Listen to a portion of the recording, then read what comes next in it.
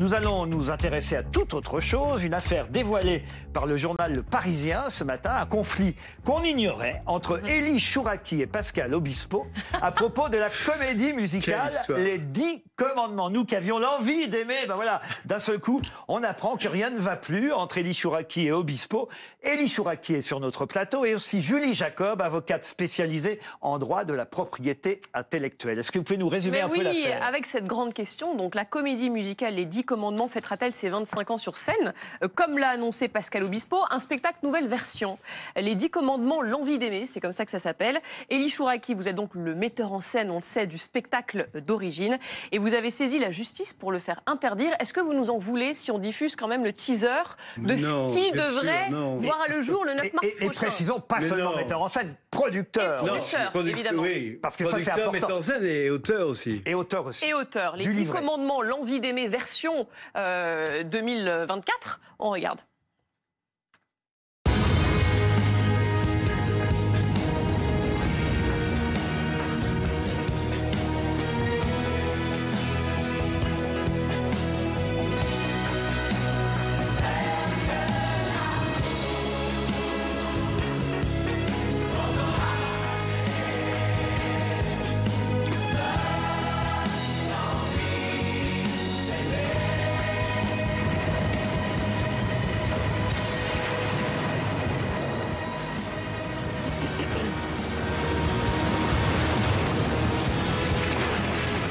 Cette chanson, l'envie d'aimer, on a une pensée évidemment pour Daniel Lévy qui n'est plus là. Et c'est d'ailleurs ça, moi, qui me rend triste au fond. Voilà, et il n'est plus là pour chanter cette chanson. Et puis alors, vous êtes en train de vous déchirer autour des 10 commandements avec Pascal Obispo. Que se passe-t-il, Élie Chouraqui ? Moi, je me déchire pas. Je dis simplement qu'il y a des trucs qui se font et des trucs qui se font pas. Moi, j'ai créé les 10 commandements en l'an 2000. En l'an 2000, j'ai appelé Pascal Obispo, Sonia Rykiel, Kamel Wally et les autres. Je leur ai dit, voilà ce que je veux faire, voilà comment on va le faire. Quand j'ai rencontré Pascal, je lui ai dit, Pascal, voilà. Il m'a dit, je sais pas, c'est compliqué. Je l'ai convaincu de le faire. Je l'ai emmené avec moi dans cette aventure. Pendant 2 ans, on a travaillé vraiment côte à côte. C'était une lune de miel d'amitié. On a travaillé ensemble. Je disais non, là il faut faire ça. Je veux qu'on à la mer, quand il passe la mer rouge, je veux que ce soit mon frère qui le chante et non pas un truc de lutte. À la fin, je veux que ce soit un spectacle. Faut que ce soit une envie d'aimer. Faut que ce soit un spectacle qui raconte ce désir d'aimer, que c'est plus facile d'aimer que de haïr.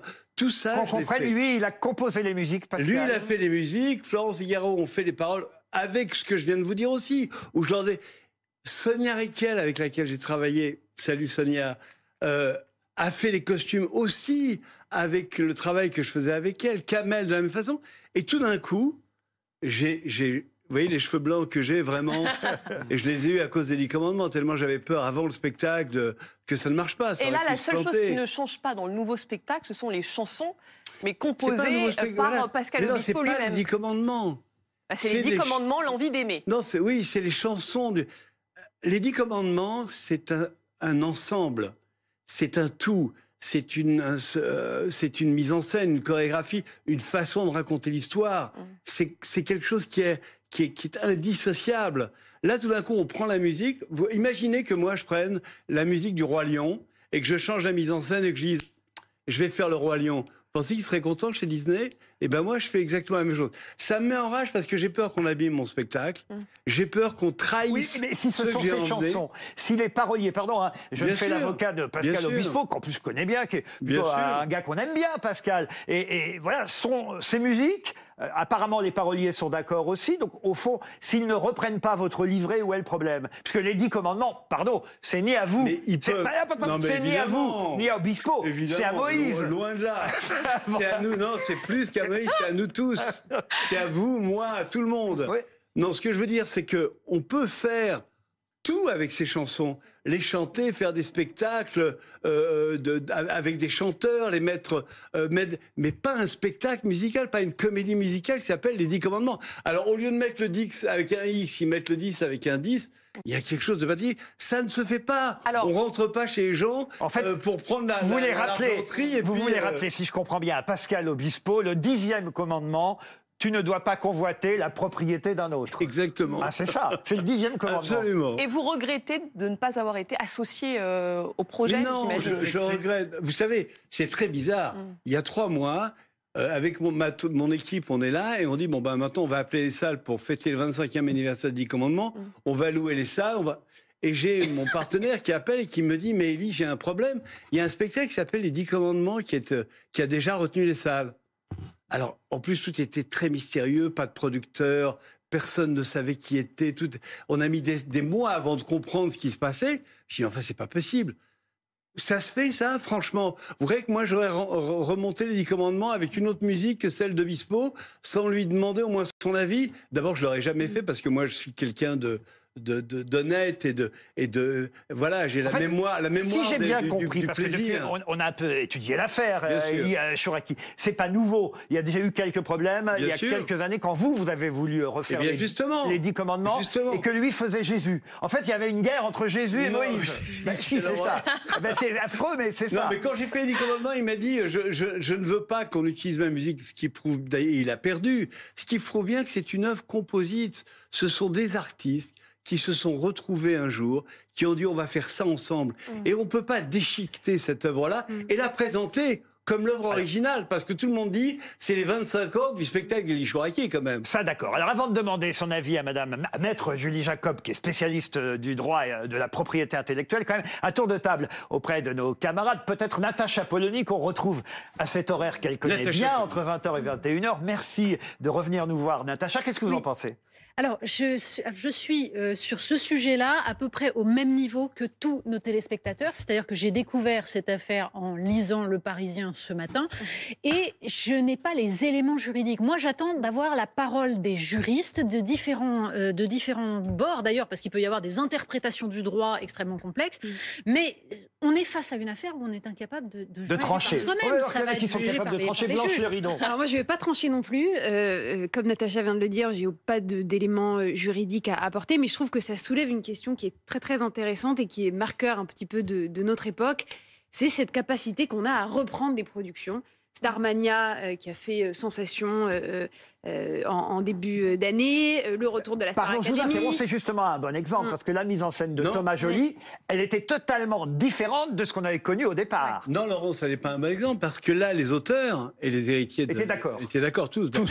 Tous d'accord pour refaire une mise en scène, pour changer la mise en scène. Peut-être parce que France Gall n'était plus là. Oui, déjà, oui.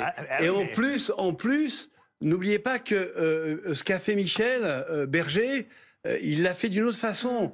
C'est lui, avec Plamondon, qui ont écrit le spectacle. Alors que le spectacle, c'est moi qui l'ai écrit. Je redonne la parole je dissocie vraiment votre affaire et ce constat plus général que je remarque dans la production audiovisuelle et de spectacle. Un problème de créativité. Voilà, de créativité. Je me dis, mais la grande promesse de la mondialisation culturelle, du numérique, des échanges, d'être dans une espèce de créativité sans bornes et sans limites, elle est contredite, je trouve, depuis quelques mois. J'ai fait un spectacle, qui s'appelle Rodolphe, qui est l'histoire du premier troubadour, et que je vais bientôt monter à Paris. J'ai hâte de le voir. Voilà, en gros, c'est ce qu'elle est en train de vous dire. Elle est en train de vous dire, laissez-lui les 10 commandements et faites du neuf. Oui, je suis d'accord. Pablo. Faire du neuf en matière de création artistique, ça ne veut pas forcément dire tout réinventer from scratch systématiquement. Moi, ce que je vois, c'est que moi, je connais bien le spectacle vivant et tout particulièrement la danse. Et je sais que ce type de conflit, ça arrive en permanence. C'est-à-dire qu'en gros, vous avez des chorégraphes ou des metteurs en scène qui disent « Ah, mais c'est dégueulasse, pourquoi tu reprends mon spectacle ?» Il y a des bouts du spectacle qui sont repris, des bouts de chorégraphie qui sont reprises. Et du coup, les metteurs en scène ou les chorégraphes qui arrivent après sont obligés de modifier les chorégraphies pour pas que ça ressemble trop. Alors là, vous, il y a des histoires de gros sous. C'est aussi ça dont il est question. Non, alors, pardon, j'interromps, c'est vraiment pas le problème, franchement. Ça n'est pas le problème. Le problème, c'est que... Tu ne mentiras pas. Non, Laurent, je vous rappelle le commandement. Laurent, il y a 25 ans que j'exploite ce spectacle. Franchement, j'ai fait ma vie avec. Donc, le problème d'argent, il est vraiment très secondaire. C'est vrai qu'il existe comme dans tous les spectacles, on veut gagner notre vie. Mais Obispo vous a reproché d'avoir gardé une part indue des recettes. C'est ce qu'on a pu lire dans cet article du Parisien. Une part indue des recettes. C'est ce qu'on a pu lire dans l'article. Avec tout à la SACD, à la SACEM, c'est bizarre. Alors, justement, peut-être qu'on peut avoir l'avis d'une spécialiste de la question, parce qu'on a quand même ce que dit aussi le coproducteur de ce spectacle, Albert Cohen, qui était d'ailleurs aussi, qui faisait partie de la troupe à l'origine, de votre spectacle d'origine. Voilà ce qu'il répond. Nous sommes dans notre bon droit. La justice décidera, mais je suis serein. Nous faisons un spectacle tout à fait nouveau qui n'a strictement rien à voir avec la version originale de 2000. C'est une nouvelle mise en scène avec de nouvelles chorégraphies, un nouveau casting et de nouveaux costumes. Le seul point commun, ce sont les chansons de Pascal Obispo, dont il est le compositeur et le propriétaire. C'est déjà pas mal en même temps. C'est déjà pas mal. Et il était coproducteur aussi sur le premier spectacle. Ça s'appelle les 10 commandements et que ce soit Pascal. Alors Julie Jacob peut-être. Oui, Maître Jacob, mais attendez, Maître Jacob, parce qu'on a donné la parole à tout le monde. Et Olivier Babot, c'est sa première ce soir. Vous avez raison. Vous savez, il y a des priorités dans cette émission. Julie, il n'a encore rien dit, Olivier, et après on écoutera notre avocate. Alors, j'allais dire Maître Babot. Déjà, moi, je suis déchiré parce que j'adore tous les artistes et tout ce que vous faites, et je trouve qu'évidemment c'est dommage qu'il y ait ces oppositions. Mais si on prend un peu de recul historique, c'est très intéressant de voir que ce problème il existe depuis des siècles. Autrefois, Molière et Lully avaient à peu près le même problème. Bach pompait Vivaldi. En fait, c'était quelque chose qui était relativement normal avant qu'on invente le droit d'auteur. Il faut se souvenir, c'est quand même Beaumarchais qui a complètement changé la façon dont avant, en fait, quand, je sais pas, même quand Flaubert a vendu son livre à l'éditeur, une fois qu'il l'avait vendu, c'était terminé. Il n'avait plus aucun droit dessus. On a une philosophie différente. Et en fait, avant la vision juridique que vous allez nous donner, je crois qu'il y a une question de philosophie de l'art. C'est quoi l'intégrité d'une œuvre ? Qu'est-ce qu'on a le droit de reprendre ? Avec Internet aujourd'hui, c'est intéressant, soulève aussi la question de qu'est-ce qu'on peut reprendre pour le réinventer, pour le citer. Et sur les réseaux sociaux, on le fait beaucoup finalement. Et ça suscite une production artistique qui est assez intéressante parce qu'elle est foisonnante de nouveautés. Effectivement, il y a la question de la rémunération derrière. Donc la vraie question, c'est comment tu permets la réinvention, la réutilisation, mais sans débouter effectivement l'intégrité d'une œuvre qui fasse que finalement le créateur dont vous faites partie est en quelque sorte il y a privé. Une chose qui est formidable, c'est le bon sens et l'honnêteté humaine. C'est simple, on fait un truc en groupe. Vous savez, vous faites un devoir de groupe à l'école, il y a tous les élèves qui font le devoir, puis il y a un gosse qui prend le devoir et qui dit « Maîtresse, c'est moi qui l'ai fait ». Ça se fait pas, quoi, franchement. Alors, c'est dégueulasse. Je crois que là, pour le coup, il est maintenant temps. Elle a pris des notes. Elle a écouté tout ce que tout le monde a dit. Je rappelle que vous avez donc assigné en justice la société comme productrice du nouveau spectacle pour contrefaçon du droit d'auteur, contrefaçon sur la marque et concurrence déloyale, et parasitisme. Est-ce que la colère d'Élie Chouraqui est justifiée sur le plan légal ? Est-ce qu'il peut espérer remporter quelque chose ? Alors moi, je n'ai assigné personne. Moi, je suis là de façon neutre. Mais c'est vrai que je peux vous prendre pour conseil. Bien sûr, je vous le dis d'avance. Sinon, c'est cher.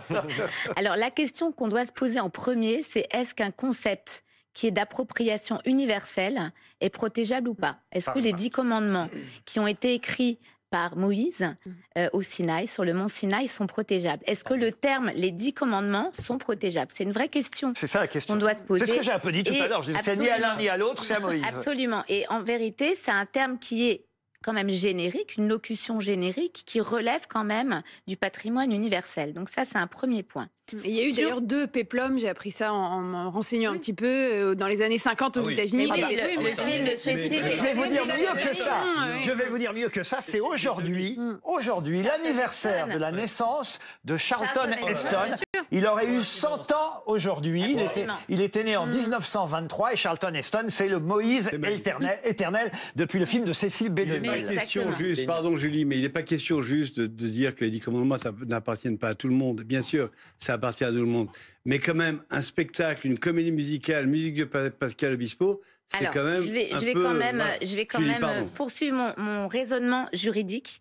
Je vois, en regardant l'extrait, qu'on est dans un spectacle où il va y avoir une nouvelle mise en scène, donc pas le même metteur en scène que le spectacle de la version originale d'Élie Chouraqui, une nouvelle chorégraphie, une nouvelle troupe, des nouveaux spectacles, des nouveaux costumes, un nouveau casting. Donc tout est nouveau. Tout est nouveau, sauf la mise en scène d'Élie Chouraqui. Pardon, mettre une question dans ce que vous dites.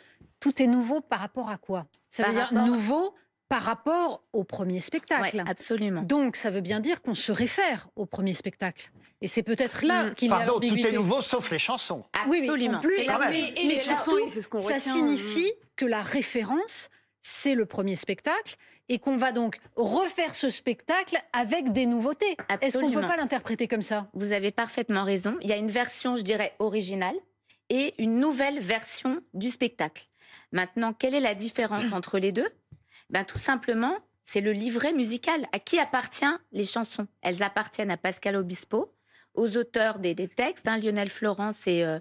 je ne me souviens plus. Vous êtes en train de lui miner le moral. Vous êtes en train de lui dire qu'il n'a aucune chance en justice. Non, pas du tout. Je souhaite donner un avis complètement neutre, mais c'est vrai qu'à partir du moment où tout le spectacle musical, la musique, le livret musical appartient à Pascal Obispo, et s'il le réinterprète avec une nouvelle mise en scène et complètement autre chose, on peut s'interroger sur le point de savoir si ce ne serait pas une nouvelle œuvre.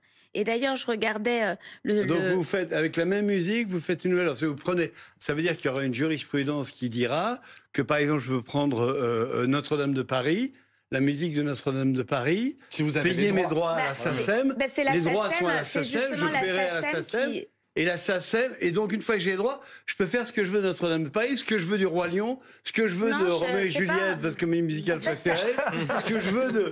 Non mais c'est une aberration, excusez-moi. En fait, c'est la SACEM qui délivre les autorisations. Mais j'ai l'autorisation. Est-ce que le mieux, ce n'est pas... Il y a un juge qui va juger. Mieux que ça, avant le juge, est-ce qu'il n'y aura pas une conciliation? Je crois qu'il y a une conciliation possible. J'ai appelé moi avant, quand j'ai appris ça, j'ai tout de suite appelé des gens... par un intermédiaire qui m'est très cher, un ami à moi, qui est ami du producteur, je l'ai fait appeler. Non mais la fois, faut que vous appeliez Obispo, vous avez bien son téléphone quand même, vous pouvez pas l'appeler directement et lui dire Pascal, on se voit, on boit un coup et on discute. Non mais ils sont fâchés. Mais il y a une médiation, il n'y a pas une médiation qui est prévue avant les plaidoiries. Mais moi je suis prêt à tout, je veux bien parler avec tout le monde. Simplement il y a une chose qui m'effraie, c'est qu'on a fait un spectacle qui est absolument magnifique, qui a fait le tour du monde depuis 25 ans, que j'ai emmené partout, qui maintenant appartient aux Français, qui appartient à notre culture. Et 2 millions d'albums vendus. Voilà. Et ce qui me fait peur, c'est que ce truc soit disloqué, détruit. J'entends parler d'un décor virtuel. Je n'ai aucun point de vue sur le metteur en scène qui va le faire, si le spectacle se fait. Mais tout ça me fait mal au cœur. On remplace les costumes de Sonia Rykiel par d'autres costumes. On remplace les chorégraphies de Kamel Gouali. Je trouve que faites autre chose, quoi. Il a raison, notre ami. Il a raison. Ou c'est vous. C'est Blanche Lérineau qui a dit ça. C'est vous qui fasse autre chose. Qui fasse, par exemple, je sais pas, sans moi, il peut faire Roméo et Juliette, mais par monsieur exemple. Chouraqui, vous ne pouvez pas admettre que c'est autre chose. En fait, que c'est une autre production que vous n'avez plus maille à partir avec ce qui va se passer en mars. S'il y avait une autre musique, ce serait... Mais c'est même pas la musique appartient oui, mais ce que dit... Là où je... Mais non, parce que je suis l'auteur du spectacle et je suis l'auteur de... Non, vous êtes un des auteurs du spectacle. Oui, mais je suis l'auteur de la ligne qui a fait que les musiques ont été... À la fois, je défends Pascal Obispo parce que je l'aime bien, mais moi aussi, je vais vous dire, moi aussi, je l'aime bien. Je défends un peu Élie Chouraqui aussi parce que je comprends aussi que les chansons, forcément, que Pascal Obispo a composées, elles ont été composées avec une ligne directrice qui suivait le livret du spectacle, qui a été, lui, livré, écrit par Élie Chouraqui. Donc, effectivement, il y est aussi pour quelque chose. Aujourd'hui, tout s'est bien passé. Mais imaginons que j'ai fait les 10 commandements qui m'ont coûté vraiment très cher, beaucoup d'argent, où j'ai mis ma maison au clou, où j'ai mis mon catalogue de films au clou à l'époque. Et imaginons que ça n'ait pas marché.